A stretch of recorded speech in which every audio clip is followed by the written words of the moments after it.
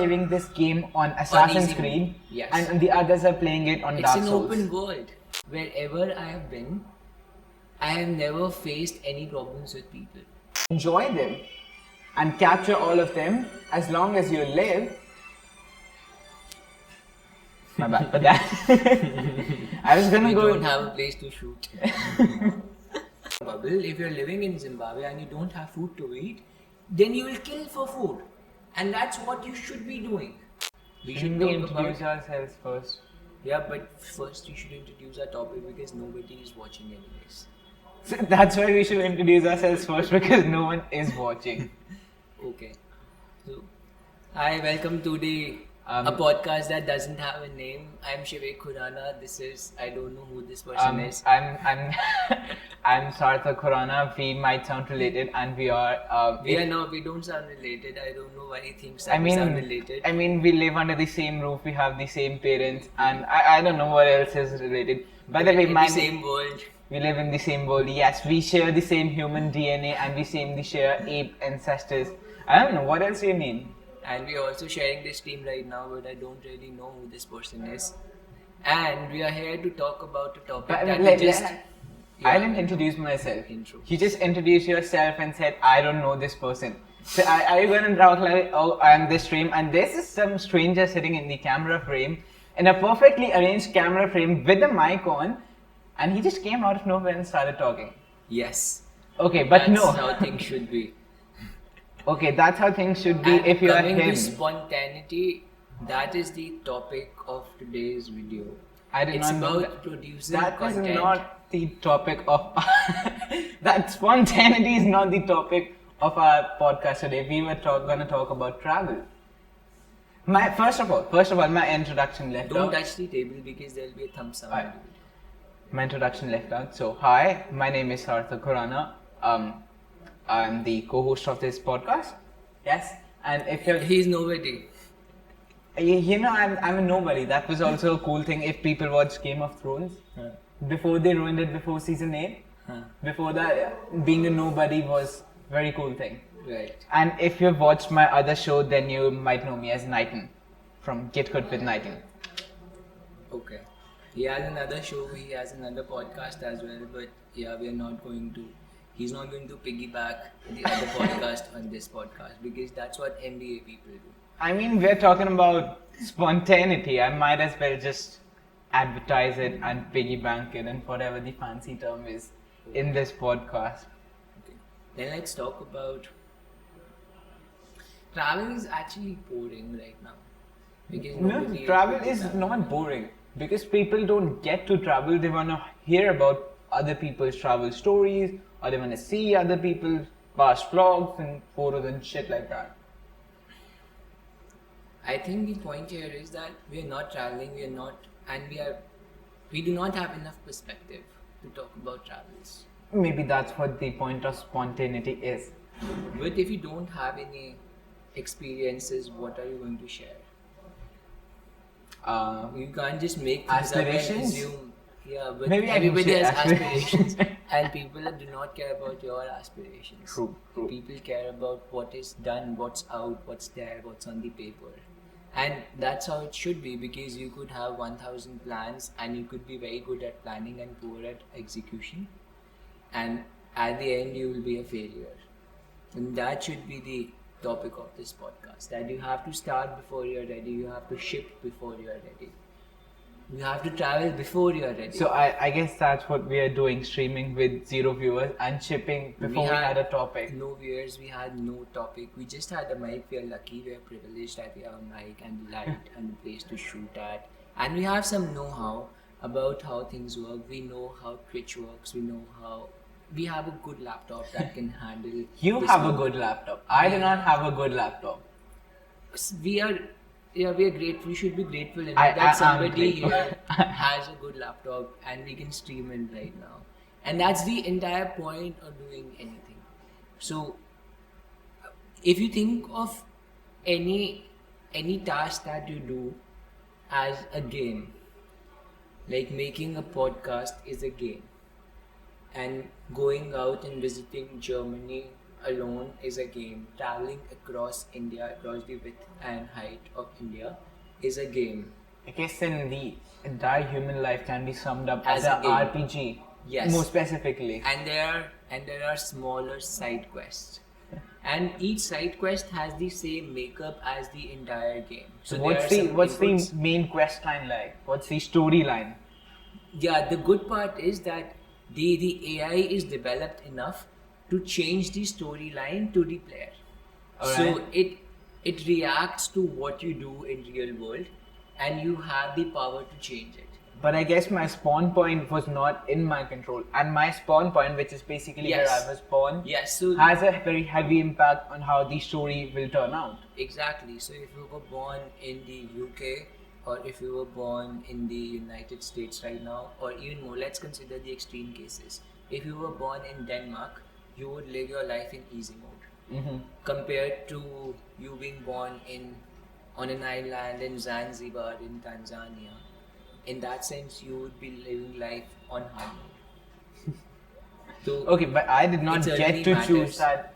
Yeah. yes, you don't get to choose that. Yeah, that's what the AI decides. So some people are living this game on Assassin's easy Creed, mode. Yes. and the others are playing it on It's Dark an Souls. open world. It's an open world. So we have a game. There are multiple side quests. You can choose your side quests, and the game will react to your side quests. You also get to choose some. So your inputs main along- quest is heavily dependent on how your side quests turn Your out. main quest grows as you grow as a character. Okay, so do you even have a main quest? Yes. And what is the purpose of that main quest? You have to. So the AI is sophisticated enough for you to give it a purpose. You have to think beyond what you can think. So there are no invisible falls or the 4D No, there falls. are obviously there are rules. So we are bound by an atmosphere. We cannot escape the atmosphere unless we reach escape velocity, which is really hard to reach. So you have to be a high level player like So you have to run Mr. very Musk. fast. You have to have a faster brain. This was not a fast brain thing to say. Yeah, this was very smooth brain.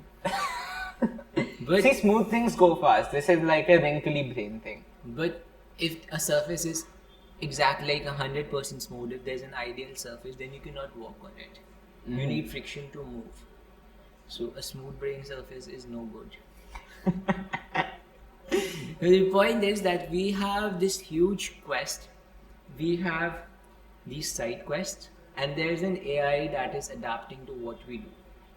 Now we can either be stupid and not care about the AI and think no matter what we do, we'll be fine. Like we can think that our actions don't have a consequence. We can think that we can steal and it'll be okay. We can think that we can eat anything and it'll be okay. Or we could be a bit cognizant about the AI and think that and just observe if our actions are making positive impact. This is a very subjective statement because it's almost impossible to determine what a positive impact is. But if I'm playing a game, Don't I'd have like the table. my character to be at the top of the game instead of the world being a better place. For example, if you remember the game Fable, yes. So in the whole trilogy, you had the option to either be the devil or you had the option to be the angel. The angel path was very difficult. So you had to go out, you had to grind, you had to chop woods to get by properties and do a lot of stuff. If you just headed down to the devil path, which simply meant whenever a treasure came in, you kept it for yourself, then it was very easy. And I why if so I why think should I agree to you in the short term, but it also tells me that you're missing a perspective. Because going back to travels, I'm generally afraid of traveling. I have traveled most states in India, I have traveled some states outside India, but I'm afraid of traveling. And I know I'm afraid because the places that I'm going to are not familiar. I don't know the people there, I don't probably know the language there, I don't know their culture, and I just feel unsafe. Isn't there basically an adrenaline rush of going into a totally new place and learning new things? Yes, it's my monkey brain and it is wired to keep me safe. And whenever I am in an unfamiliar territory, my senses would heighten, and that could lead to nervousness. That could lead to more awareness. The point that I'm trying to make is wherever I have been, I have never faced any problems with people. No matter if they understood my language, no matter if they did not, there have been some odd cases, but by and large, people were willing to help me. And that's how everybody grows. Do you know that there were some remains of an ancient society whose name I have forgotten? And the archaeologists who digged those caves were trying to figure out if this was a developed society or this was a barbaric society. A barbaric society would be where every man is for himself and you take whatever you can lay your hands on. And a developed society would be where there are communities, there are tribes, and people are working together in synchronicity and people are helping each other, complementing each other. And do you know what they found? They found skeletons which had fractures in their joints, and the fractures were mended. So do you mean fractures were mended? So do you So know that- whenever you does that get a mean- fracture, you have to put that plaster on your hand, and then it gets fixed over time. So your bones could heal. Your bones could be reconnected. So they have the capacity to heal. Okay.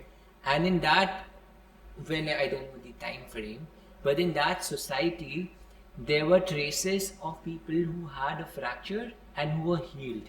So does that mean there was a Which doctor means- or someone like that? Who It helped simply them? means that there was a person who got his bones shattered at a time when doctors and hospitals did not exist. There was no medical research in science, but yet he or she, I don't know who that was able to survive because people outside, like people who were close to him outside his own self, helped him. Like somebody had to help him with food, and somebody had to help him with shelter, and somebody had to help him with clothing and everything else he needed. So somebody had to serve him, somebody had to look after him. And that's how we grew. Right? That is the entire point. The more we look after others, the more we grow in ourselves. So that's being anti-barbaric. Do you know in Japan, post 1630s, post the Civil War, so post the unification of Japan, So that's basically the Meiji era. I don't know the name of the era. History buff. I just know that it was 1630s, and I know there were pockets of power in Japan, and these pockets had a very weird dynamic. There was no equilibrium because the space was restricted. Japan was overshadowed by China's might. So China was the center of the world, and Japan was on the edge, and they wanted to somehow prove themselves. And there were civil wars, like people kept fighting for almost 100 years internally, like inside Japan, inside that plateau. There were 4 or 5 major families, maybe 20 or 30 smaller lords, which are equivalent of yakuzis now. Yakuzas. Yakuzas. So even Yakuzas have like maybe a warlord, and then they Yes. have lieutenants, and Yes, then they have three exactly. thugs. But initially they used to fight against each other, and they used to kill and loot and plunder and rape each other's territories inside Japan, until one person whose name is Nangumbum, something like that.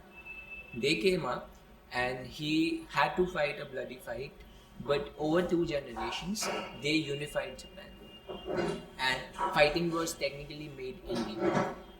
Was made? Illegal. So the biggest warlord said that if you are in Japan, you cannot wage a war on anybody else without their permission. So they But- technically unified the entire Japan by banning fighting. But that doesn't make sense. If say another powerful person comes out and he wants to raise an army and he has enough influence to raise an army Yes. and go out and fight, challenge the warlord, who's going to stop him? Yeah, the point was that the warlord became the benevolent dictator because they control the entire region of Japan, which essentially means that they control trade, they control people, and they had influence. So they control the east, the easternmost part The of the world. entire Japan. So it was unified. So the east, Civil Japan War is ended. the east of the world. Yes, only the only talking about the plateau. And the point again that I'm trying to make is when there is no war and when there is harmony, people grow more. Like you know what happened to Japan after that. There was unification. It took maybe 2 generations for the unified state to survive, like stabilize. Of course, there were people who rose to power and who wanted to grab more power for themselves and break out of that pact. But at the end of the day, they survived. And after that, they just grew, they flourished. As soon as they stopped fighting, as soon as it was not every man for themselves, they stopped fighting and they flourished. And if everybody is only for themselves, then it just doesn't make sense because you'll have to do so many tasks. You'll have to take care of tasks that On you, your you can own. just, yeah, you have to take care of your sewage system. Does that make sense? But You have to take care of your water lines. So that does not make sense where every man is for himself. But say someone like Genghis Khan, he was a man in power and he But he conquered died. Asia and Eurasia. But he died. So everyone is gonna die. You take what you can as long as you're alive. Have you ever read that Norse saga called the Vincent Saga or the Vincent Saga?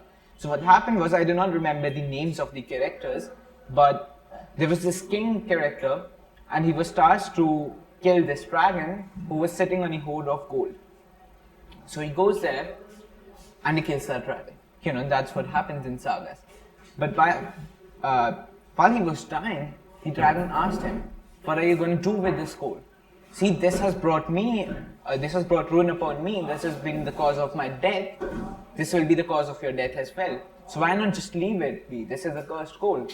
And he said, not exactly this, but basically that all material possessions are cursed. So you should enjoy them and capture all of them as long as you live. My bad for that. I was gonna We go. don't have a place to shoot. Please give us sponsors so we get places to shoot. So basically, what the dragon said was, what the king said, I think his name was Sigurd. Sigurd said that all men are bound to die one day. So let me enjoy what I can till that date. Yes, of I course. think it's really stupid. No, but Sigurd also helped his kingdom. But if he just left that with a dragon, that would be a complete waste. I think you should get what you can while you live. Surely you should help others as well from what you have. But if you just think that I'll just be a part of the So society. let's just make a difference between people who are leeches. There's a society, it's an ecosystem, it's a game, there are different kinds of characters. There is a class of characters that act like parasites. They want to take everything that they can get their hands on. And they might have their own reasons. I don't care about the reasons, I only care about their actions. So what they do is they take everything that they can take.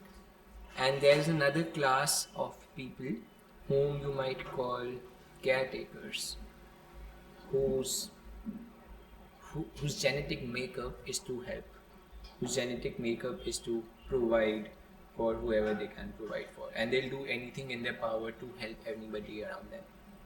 And both of them, like both parasites and caretakers, providers, in isolation are bad. So if you have a society of providers, just providers, ideal providers, then you'll raise a generation of weak people.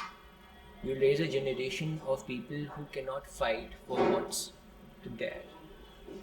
But on the flip side, if you have a society of parasites, you'll raise a generation who doesn't know what peace looks like.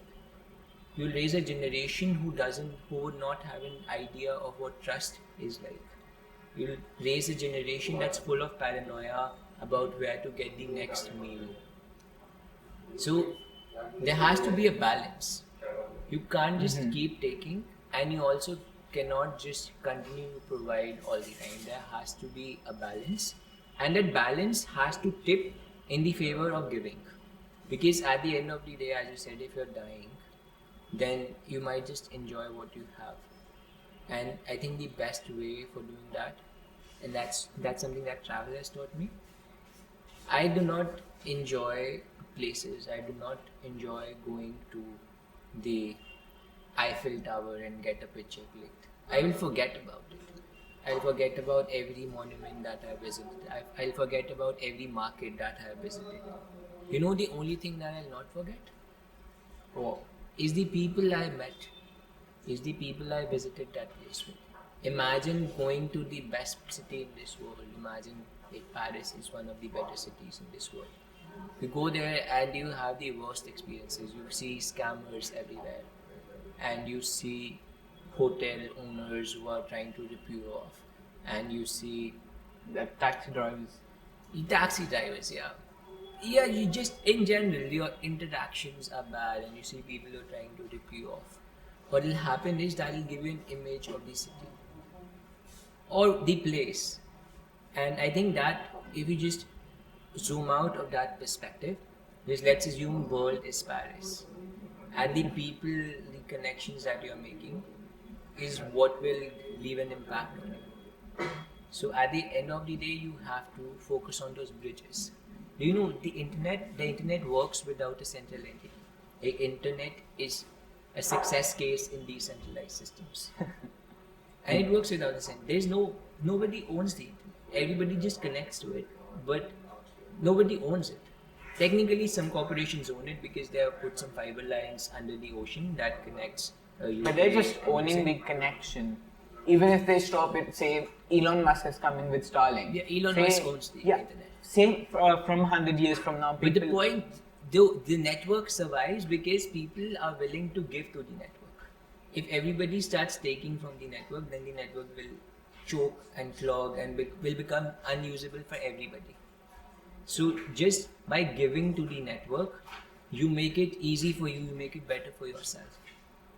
So if you just unlike keep people taking, just giving, if you just be a leech on the BitTorrent network, then people will ban you. And that's like the it's perfect very example. evident, You have yeah. to seed it out. Yeah, that's because the control is not as slow as nature's control. So nature takes some time, but nature's, like nature in the sense the AI, would eventually ban leeches. Because there has to be a balance. You have to take, definitely you have to fight for what's yours. But at the same time, you do not have to forget that at the end of the day, you're human. This all comes down to values. But how would you basically say define a leech in our society? I think you have to take care of the AI, and then you look at values. So I did this small experiment with myself. I made a list of things that I'm doing right now. I made a list of things that I want to do. Like I want to start making electronic music. And then I made a list of things that I want to achieve. So I had these two buckets. There could be an overlap. So like making electronic music is probably something I want to achieve, and also something that I want to do. It's a creative expression. And then I started joining the dependencies. Like I wrote that making a podcast like this will help me market myself, and focusing on some other form of marketing will help me earn money. And I made those connections. And that led me to a graph of how the AI would function. I reached the neural network of the AI. It works that on the input hand of things, there are things that you could do.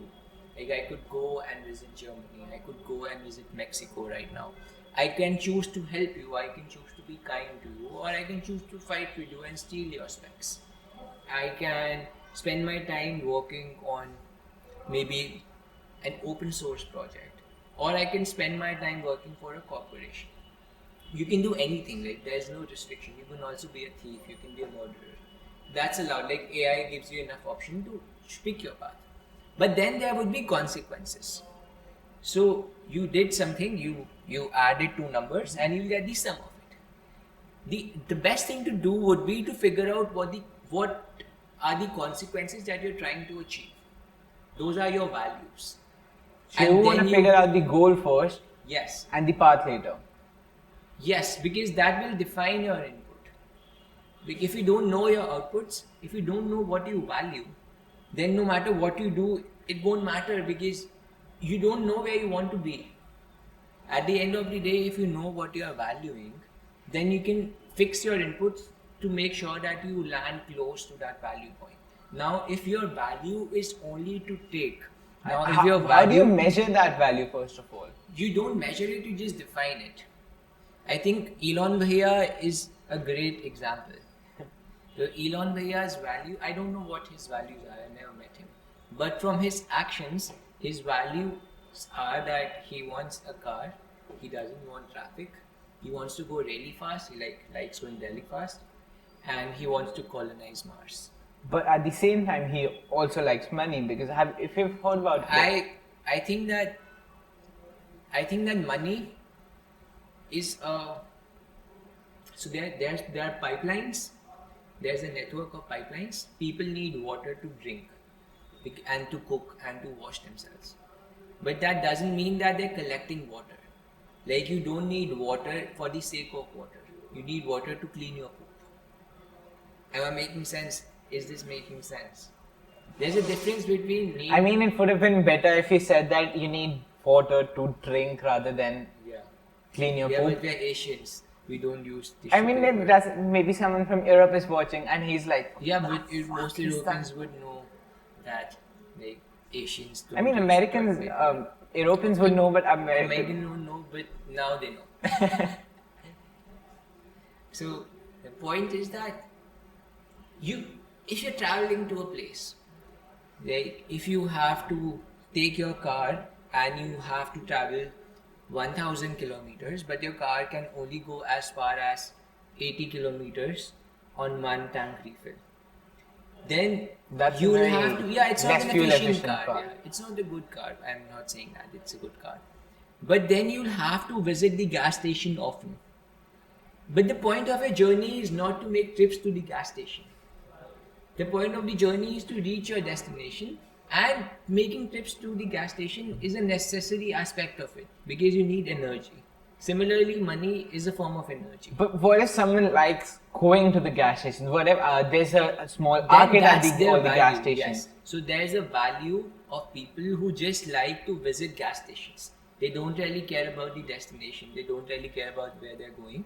All they want to do is collect gas. But if you're saying that our destination is self-defined by our own values, Yeah, exactly. then that gas station can be our Yes, value. exactly. That the gas station can be just our destination. Yeah, that's what I said. So there is a set of people, like most of us would belong to that set where we think that touring gas stations is our destination. So you might define that as your value, but I think there are better ways. And how do you find out better ways? You have to read, you have to talk to people, and you have to travel.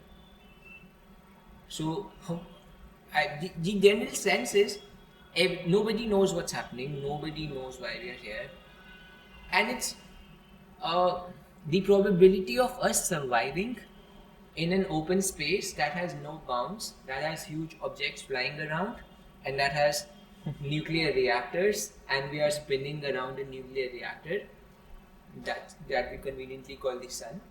The probability of us surviving in that environment is negligible. Technically, we should not be here. Technically, we should not be talking. Technically, we should not exist. Imagine we are the product of maybe thousands of years of evolution. Like, we started as maybe single cellular organisms that grew to toads and then lizards, fish at some point in time, apes, Dinosaurs. dinosaurs. You- Yeah. you missed out the Dinosaurs coolest started. part. Dinosaurs started with fishes. The life started inside water, Okay. and they evolved out of it. And throughout all this time, we are flying on a spaceship probably faster than the speed of light, encircling a nuclear reactor that can blow up anytime. Not any time exactly. How do we know? I mean, I'm not a we scientist, could but there's. reach, like we could touch a black hole. Like, do you know that Earth moves around the sun, but the sun is moving in a linear motion. So we're technically spiraling around a bullet. Imagine there's a bullet going in space at a speed that we cannot measure because we do not have a reference. This might be really weird to people who don't know science, but to And- measure something, you have to see how much time it takes for something to go from point A to point B. But what if there is no point A and point B? Then you would never know how fast something is moving. And it would look like it's not moving at all. I mean, it may be such that even the sun is revolving around something, Probably. but it's so big that we cannot see measure we it or cannot see it. observe it. Yeah. It's very possible. Even if it's not, even then, we certainly know that it's moving in one direction and we're spiraling around it. And the space is full of harmful things, harmful objects. There are asteroids the size of Mount Everest everywhere. And it could hit us at any point of time. I mean, but don't you think that, see, just technically, on Earth we evolved to live and breathe oxygen. But if, say, we were on the... Let me just finish what we started. Now we are at this stage where we don't know where we are going, and we are on this planet that we call home, and we are provided with water and food. How can we be so stupid to believe that money is the only thing available?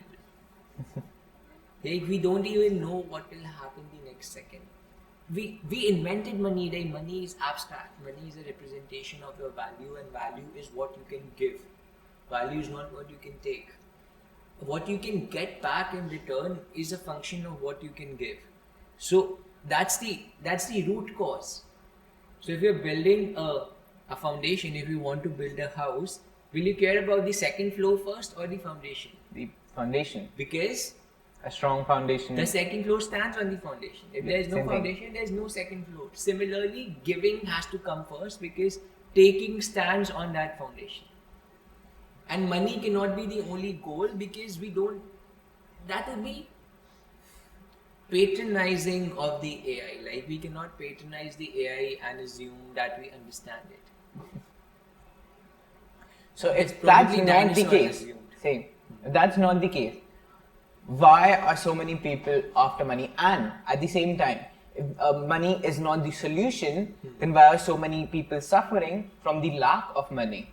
Lack of money is a problem. So there's energy. So we have sunlight. We have a nuclear reactor called sun, and the sun wirelessly transfers photons to us that we use for eating food.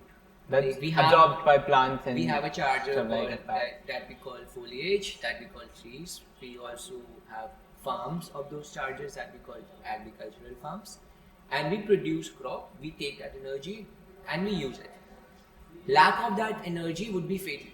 Like, we cannot survive without photons. Similarly, lack of money too would be fatal. Absolute lack of money. But we do not survive. That's something that is given already. The photons are given already, but for money we have to work. That's how our society is built. But at the same time, what you said is maybe ideal, I think- functional in an I ideal think- society. I just think that money doesn't come first. Like, money cannot be your target. But doesn't, Your for target example, has to be some form of service, and money would be given to you in return for that service. The money, if you want to make more money, then it has to be that you provide better service on a bigger scale. And that service, then again, there are morals. Like, but this you is have not to absolute. think so big for something like that to happen. But say if I was born in a small village in Zimbabwe, that I cannot even afford to eat bread. Yes. So how can I think about that? And at the same time, I know that some people across the ocean Yes. are sitting on hoards of money. Yes. Then my target would be to not steal, but basically accumulate that same mass so I can be in the same comfort and not go to bed hungry. You answered your question in your own question. So you said that you were born at a place that was not affluent. That's your bubble. And you also know there exists a bubble outside your bubble which might not have these problems. Like, if you're born in Zimbabwe or Venezuela, you might not have food. Whereas if you're born in the UK, there are higher chances that you'll not die because of lack of food. And that's your perspective. That's the entire point. If you were born in Zimbabwe and then you got a chance to visit the United Kingdom and maybe you got a chance to live there, you would learn that there are other rules and you can embody those rules and be of service to people there and then you can earn money like people there normally do. But it's not so easy penetrating into those affluent circles. No, If I it's have not. an Exactly. affluent circle, Exactly. I'll maybe concrete my borders so that people from non-affluent Yes, circles don't exactly. come into mine. Exactly. So perspective, missing perspective. When you do not have a perspective, you try to accumulate and hoard. But when you let go and you just try to understand what's happening, you try to see the bigger picture, you would know that your job is to give. If you don't have that perspective, if you are just living in your bubble, if you're living in Zimbabwe and you don't have food to eat, then you will kill for food. And that's what you should be doing. Because if you don't kill for food, somebody else will kill for food. But your job should be to know that there is something that's beyond this. There's something that's probably better than this. And then you can extend it. So the AI lets you use your imagination as well. So there are two AIs at play. Then AI that I guess there's controls an the AI general and system. just an I inside us, the intelligence portion. Yeah, but there's an AI because we don't really understand the brain. Yeah. We don't even know how to tap it. But it's kind of natural AI, so shouldn't it be called NI? Maybe. But we're just saying artificial intelligence because it's more cool than we can be on the sci-fi channels. So we're talking about AI, we have to talk about AI. So there are two AIs, there are thousands of AIs interacting with the root AI, and you have to kill if you are in a very small bubble. But when you gain perspective, you have to be a giver and also a killer. Like you cannot be one and expect to survive. So if you are in Zimbabwe, then you kill. Don't kill. But if you're in Zimbabwe, then you kill.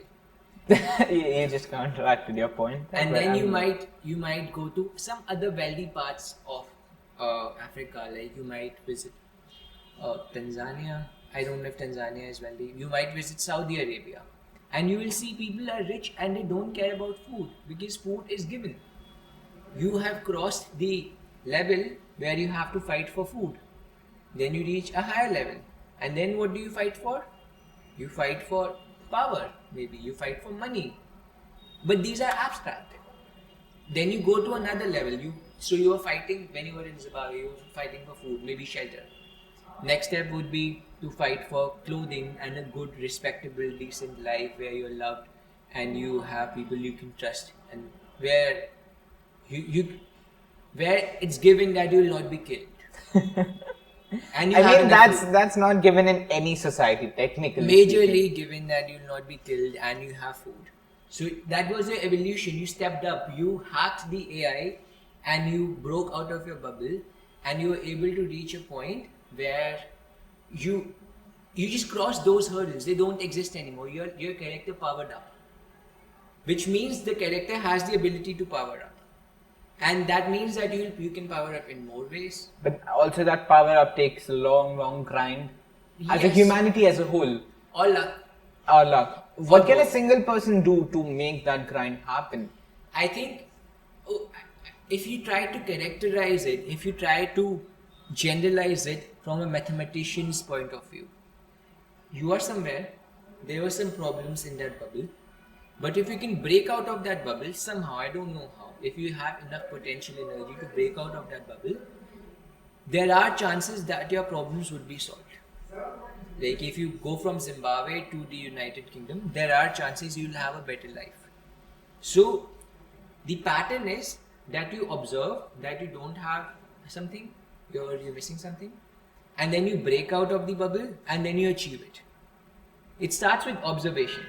But once again, coming back to the point, say I'm from Zimbabwe and I move to United Kingdom, then I see people who are millionaires and who are driving Exactly. Lambos and stuff. Exactly. So if I want to get that, Yes. there's something I need, and that's Yes. money. Just repeat that process. Initially you did not have food, and then you did something. Now you have food, and you live in the United Kingdom. You're able to pay rent. That means how you're able to pay rent? How are Probably you able work. to pay rent? You're probably working, or you are a smuggler, or you are a drug dealer. But you're But working. somehow you're getting money. How are you getting money? You're providing value. Service. Okay. So that's the framework. But That's the framework. there are people who are okay. Stealing is basically leeching. Service. How is stealing service? It's never like a thief comes in, I ask for my money, and I say thank you very much for your service. Okay, let's just assume that people are morally upright. Okay. Because if you're not morally upright, then you are at the worst, in a worse bubble than being hungry. Because then so with being hungry, the problem is outside you. But with being a murderer or being a thief, the problem is inside you. It's more deep. So again, I'm trying to just lay down a framework and then we can extend it. So there was observation, there was service, and in return for that service, you were given some energy in terms of money, maybe, and you fixed what you observed. Whatever you found was wrong. Now you need another goal. So if you are a thief, then your observation should be that you're trying to steal what is not yours. And your action, your service to the AI would be to stop doing that. And what would that lead to? That will lead to you suffering from maybe hunger. That will lead to probably you suffering from homelessness. And that becomes problem number 2. If that happens, you have grown up. That's the pattern. And then you figure out, you observe your problems again. Then you observe that you're suffering from hunger. Then you have to fix hunger and homelessness. And if you grow out of that, then you have observed another, like the pattern continues. You observe, you do something, and the AI reacts to it and pulls you out of that bubble. Now you're saying you have reached a point where you have food, you have shelter, you have respect, you have people who love you, you have everything that you need to survive. Like if you stop working and you just be a lazy person, you'll survive. Probably you'll survive. And now you're figuring out what would you do now? Like that was your question, right? Now, if Yeah. you have everything If I've and you got see food- people who have more than you, you probably want to reach that level. Do you see what happened here? You I flipped. switched the bubble. Yeah, you switched the bubble, but until now, your observations were internal. Like from being a thief to being a homeless person to being a hungry person, your observations were internal, they only applied to you. And at some point of time, they'll become external. So you'll start, instead of seeing what you are, like internally inside you, you'll start seeing what others are. And you'll try to solve problems that are not your own. Like if I see a millionaire, a billionaire who has a yellow car that is this high, like that can pass under the whatever that's the stop point is.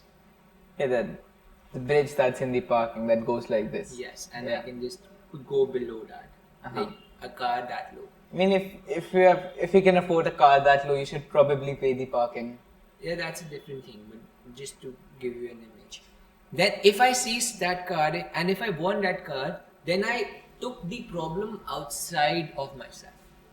Then that was not my problem at all at the first I place. guess that's not even a problem. That's not a need. That's a want. I Yes. don't need that low yellow car. I want that low yellow car. Because you saw that it existed outside your bubble. It's the same pattern, and you probably might want it. But what switched here was that instead of fulfilling or maybe this fulfills your desire in some form, but it's beyond survival though. Then this is at the comfort level. Yeah, okay, then get it. You got the yellow car. Then what? I don't know. I don't have the perspective. What You don't comes have- after exactly. the yellow car? You don't have the perspective.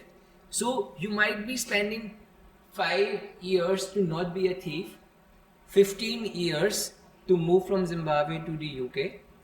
That's 20 years of your life. I'm sure you did not start at time 0. You probably started at 15 or 16. So you're already 35 years by now. Like 35 years is your age.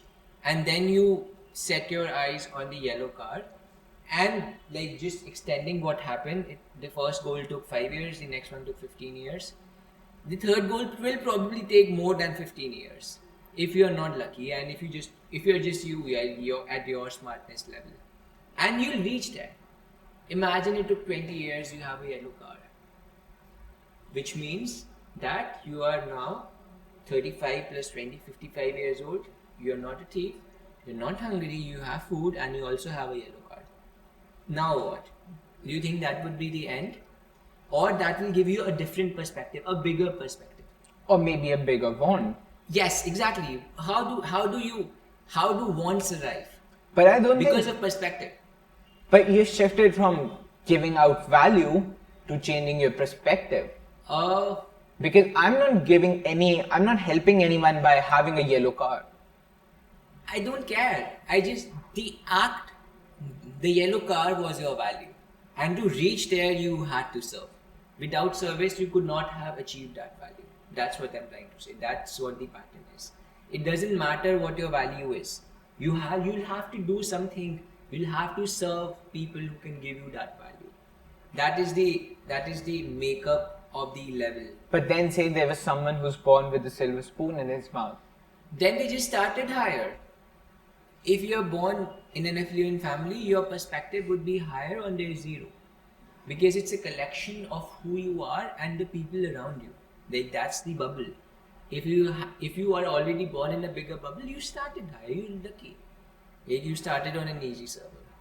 That's how it is. So if it's But basically the a game. generalization is that you see you observe your bubble, you have a perspective of what's outside the bubble, you serve to get out of that bubble. Do you have any discrepancy with this thought process? Now coming back to money. Now if you want to earn money, you have got a yellow card. Do you want to go further? I mean, yes, there's not the- really a limit to that. Yes, exactly. There's no limit to that. So it might probably take you 30 more years to reach the next level, and by that time you'll be dead. There's a limit to how much time we have. That is the only limited quantity. So should your goal be to just focus on the immediate perspective that's just outside of your reach and put all your energy to that? Or should your goal be to focus and try to find out the biggest perspective possible? Biggest in the sense what you could possibly achieve in the time you have. What would be a better scenario? I guess finding the biggest perspective, but then there's another problem. My biggest perspective is limited by the bubble I'm in. Yes, exactly. So you have already realized there's a bubble. You have already realized that you can grow out of it. And you know that you have to serve to grow out of it. And you also know that it takes time. Time is limited. And you also know that there is no end to it. Which means technically you can only be big, but you cannot be the biggest. You can be a better version of yourself, but you can never be the best version of yourself. And it has to, you have to draw the line about where you can reach given your current time. Like you are 18, 19 years old. You'll probably survive until 65 given the pollution. So how many years do you have left? 46? 45? 46. Okay, I was on quick maths. Yeah, 46 years. You have 46 years left. So ideally, maybe you should spend enough time to know what can be achieved in this 46 years. And then just focus on that end goal. Because you cannot go beyond that, you're limited by time. If you focus on a goal in between, then you're probably selling yourself short. So, and money is your next perspective. Like, given your state, you're not hungry, you're not homeless, you are well read. That's why money is your next state. If you were a thief, then the thief would directly have money as their next state.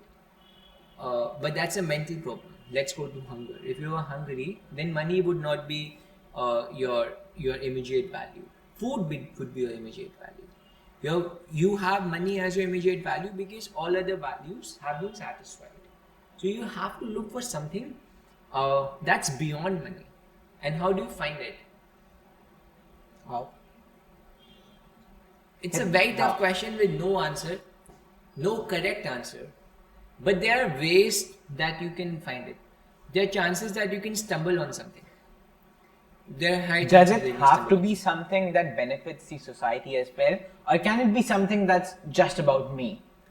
I think in the pattern that we drew right now, whenever you have to break out, whenever you have to break out of a bubble and go to the next state, there's a component of service involved. So you have to give. No matter what you are doing, you have to give in order to get the energy you want to break out of that shell. So there's always a component of service involved.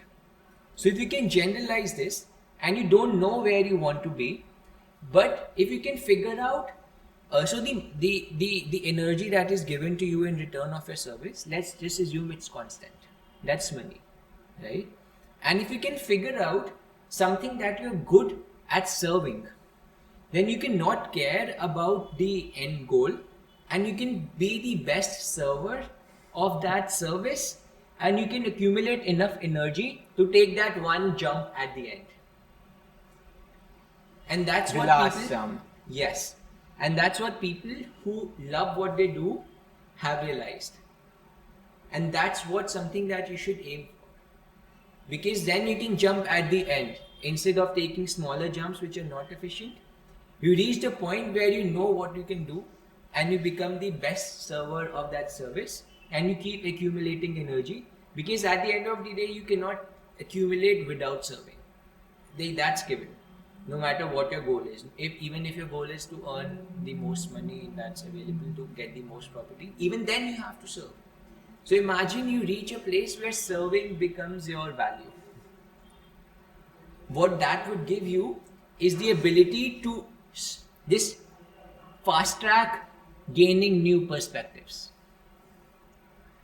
And that's the point of this conversation. Alright, so we're wrapped up now. Yes, we are wrapped. Alright, so I was really hungry and hoping that we could wrap up soon. No, but you might have some questions. No, I'm hungry. No, but are you convinced?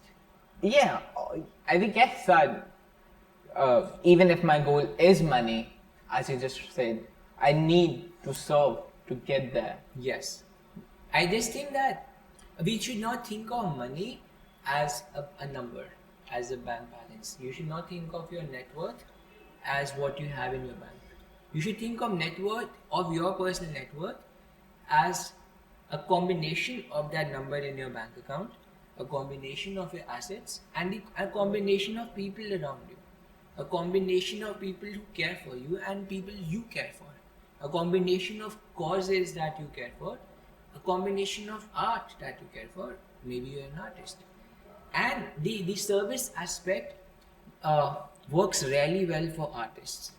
Because artists are just good. I'm not talking about all artists, but some artists are just good at doing what they do. And if they're able to find an audience, they shoot up. Because they're doing the same service, they're good at doing the same service, they're not aiming to break out, they're just aiming to get better at that service. Don't you think artists are aiming to break out? Yeah, but they can only do that by getting better at the service. You also have to observe, obviously. You cannot be involved in your service just for the sake of it. I mean, but you can as an artist, you can definitely hack your way in. Maybe not all artists. You definitely need a perspective and knowledge of hacking into Just it. start with that framework. The observation comes first. So if you're not observant and cognizant about your bubble, then you won't be able to serve them. And if you won't be able to serve them, then you won't be able to break out of that bubble. So it all starts with observation. If an artist is disconnected with his scene, his surroundings, then he won't be able to serve. That means he'll make bad art. Bad art, in the sense, it's not good art in that bubble. It might be a good art in some other bubble, probably, but it doesn't work in that bubble. So the first step is always to be cognizant of the bubble that you're in. I think internet has changed that. Okay, so there are 3 hacks. You can get some perspective of what's outside your bubble in 3 ways. Either you can read books, or you can talk to people who are probably outside your bubble. You can never figure that out. You have to take a leap of faith on that. Or you can travel. I think the books section can also be podcast and now the internet. That's also the easiest way. That's probably the easiest way, not the most efficient. I don't know, I cannot measure. It's one of the ways. And that puts you in a great situation because you can break out of bubbles faster, and you could be in different bubbles without actually being there. So think of it as an observation, as a tool for observation, as a telescope. So you have a telescope, you can look around yourselves, you can look at far off places, and then you can figure out what the value of that scene is. And if you want to break out, then you get back to service, and then you repeat until you earn enough currency. First you Take get it that first. perspective, and then you make the leap of breaking out of that bubble. I don't know if there is an end game to it. I don't know if I'll be given an opportunity to jump at the final stages, or if I'll know that this is the time to jump. But if I just focus on service, and gaining perspective, I know that I'm consistently growing, which means that I am in a better place given that framework. So by focusing on service, technically by giving, you are growing yourself. First of all, thank you to our zero viewers who were here today. Thank you to Zero Viewers and all the people who walked in and, the And made a person guest who- appearance today. Guest- So yeah, I in have this entire talk, we had one lie. If you can spot that lie, we'll reveal the lie that I made in the next So what- session.